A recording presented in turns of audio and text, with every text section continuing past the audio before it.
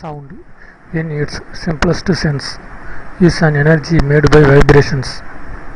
When an object vibrates, it creates a movement in the air particles.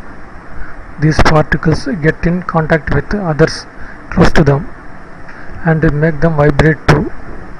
As this continues, it becomes a bigger process with more and more air particles bumping into each other.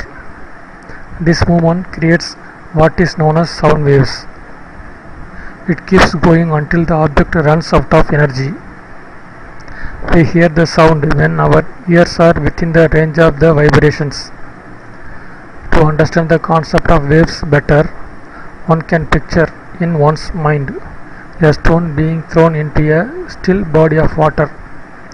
The stone causes the rings of waves to expand to a larger space. It is the same in the case of sound too, just that is caused by vibrations. If the vibrations are strong and fast, the sound would be loud. If they are weak or slow, it creates slow sounds. As we know, not all sounds are attractive. Some are highly unpleasant noises. They are created by irregular repeating of sound waves, whereas musical notes are created by the regular repeating of the same. Thanks for watching this video.